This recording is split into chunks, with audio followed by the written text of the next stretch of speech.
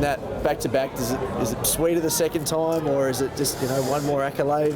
I don't think you can compare them. Last year was the best year in the club's history, so that was certainly very special. But yeah, a great award and something I will hold very dear.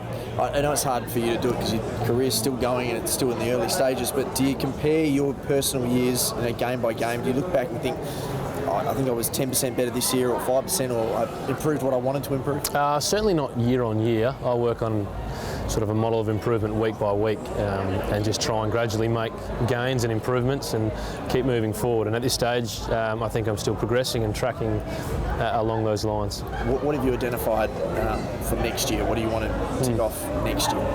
Yeah, this year I was quite happy with my consistency and my ability to back up week after week.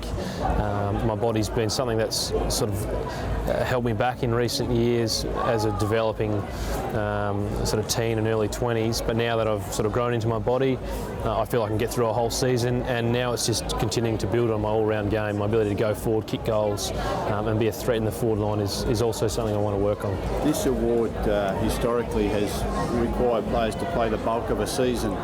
How did you assess your chances going into it, having missed the 4? Yeah, I didn't really put a hell of a lot of thought into it. I know there's a number of guys who had great individual seasons, guys like Hayden Ballantyne, Cam Sutcliffe, who have played a lot of games at a high level, and Michael Barlow, who missed early games, which ultimately cost him in this count, but a lot of guys had wonderful years, and yeah, to be acknowledged at the top is something very special. Did you think you'd win it? No, not really, and I don't really think about it beforehand. It's been such a long time since the end of the season.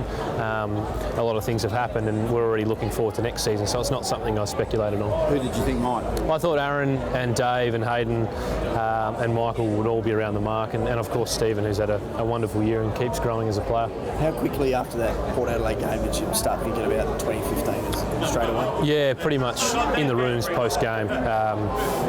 Just that really bitter feeling after a loss, going out in straight sets. You instantly think, how can I use this to make us better and grow and go forward? And most players are in the same mindset.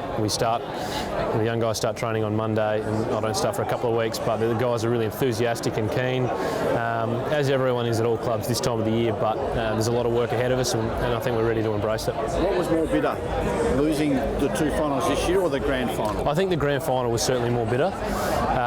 Just getting so close, putting all the eggs into your basket, and we were playing some really good footy, and we just weren't good enough on the day. So that was a hard pill to swallow. And this year I just felt like we stumbled to the finish line. We had guys out, we had guys coming back that hadn't played a lot of footy. Michael Walters had missed a lot of footy. So as tough as it was, I really did feel like we could regroup, rebuild, and come back bigger and better in 2015. This one's a bit leading, but Ross has touched on and been quite clear, about prospective leadership changes for next year. You weren't even in the leadership group this year.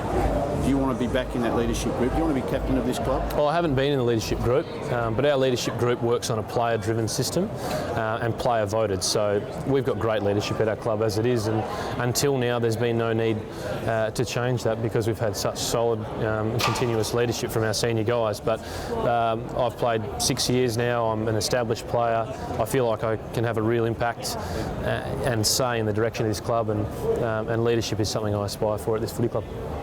Ross has also talked about how hard pre-season is going to be physically, but he's touched on more footy sessions and more goal-kicking sessions. Your own goal-kicking, you touched on last year, I think, on this night. How did you assess your year in front of goal and improving it moving forward? Yeah, pretty good. I did a lot of work on my goal-kicking mental routine. And statistically, I think I was about 25-9 set shot and on the run. So, yeah, it shows with some mental application and hard work you can change poor trends, and that was a skill I worked on and will continue to work on going forward. And I think as a group, our accuracy is something that can never be perfected, so it's a continually working in progress. Is it as much above the shoulders as it is getting a number of shots in volume during training? Oh, yeah, certainly both. Athletes are individual and different guys require different things, but the mental side of things that we put into our players now through our sports psych and the rest of it is first class and certainly delivering some results. The suspensions, Nat. The first was probably through no fault of yours, but the second was, do you expect to be targeted a bit more? No, I don't. No, I certainly don't expect to be targeted. As a ball-winning midfielder, I do cop attention like all ball-winning midfielders do, and it's just how I deal with that pressure. There was just a couple of incidents throughout the year that got looked at, and much like the goal kicking, it's certainly something that mentally I'll prepare for going into games. So I don't see it as an issue or something I need to really work on. I'll just eradicate it from my game. And just outside of goal kicking, where do you think the team can get significantly better next year? Put me on the spot here with this one. I don't think there's one area in particular that as a club we need to improve on. I mean, we're top 4 2 years in a row. We had some guys miss some footy which cost us, but we just need to improve in all areas, and I'm really looking forward to working with Alistair Clarkson and Chris Scott and learning some of their coaching techniques and how they deal with attack and defence. So we just need to improve across all areas.